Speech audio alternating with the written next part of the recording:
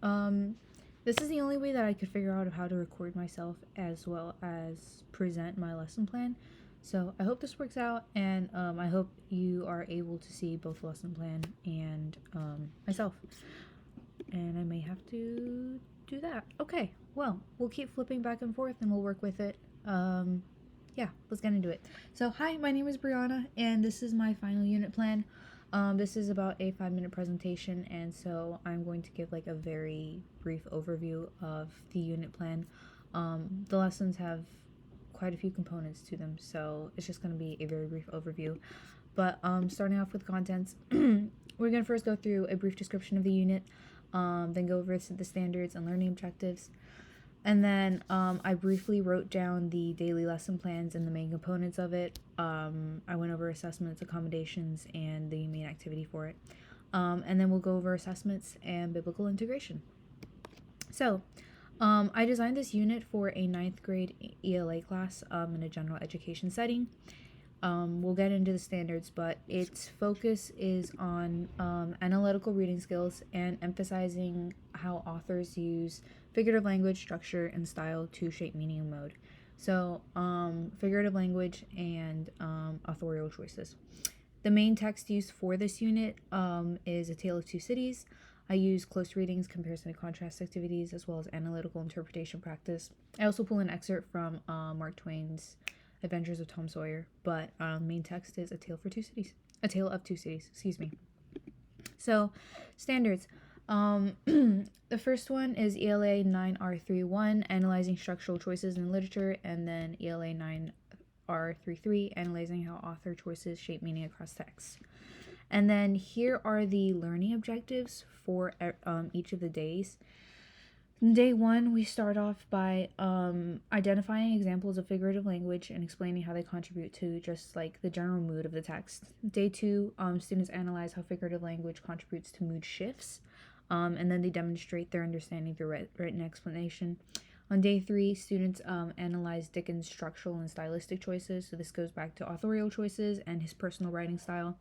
On day 4, they compare and contrast, and this is where Mark Twain's excerpt comes in.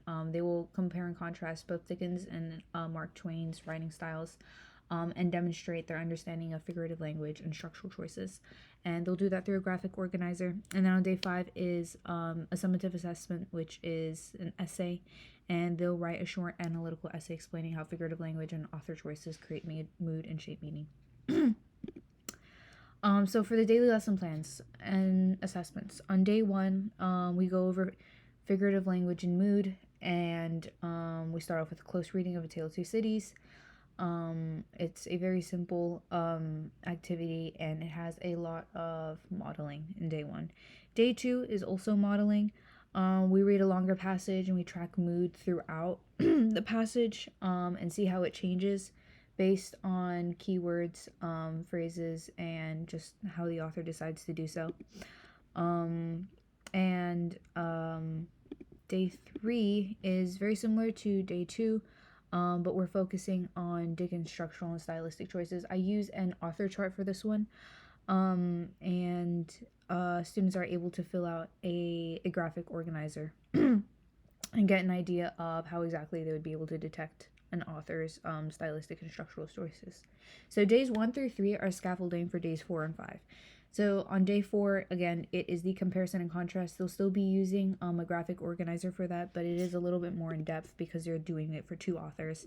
And then on day 5 is the summative assessment, which is the analytical essay. So on days 1 through 3, they will be turning in a written assessment, formative assessment, whether it is a quick write or an exit ticket.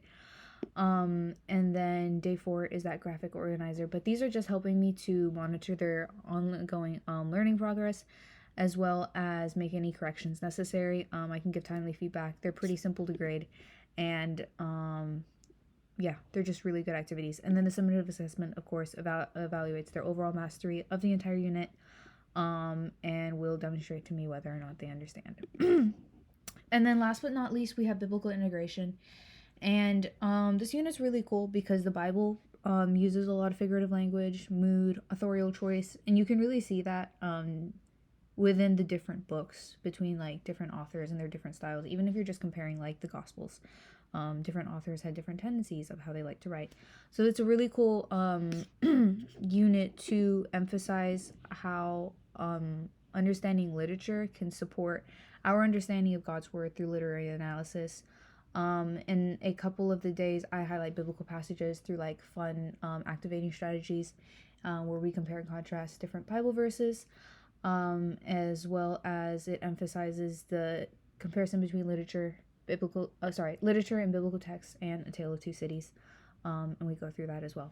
So that is my very brief overview of my unit plan, and I am looking forward to hearing all of yours.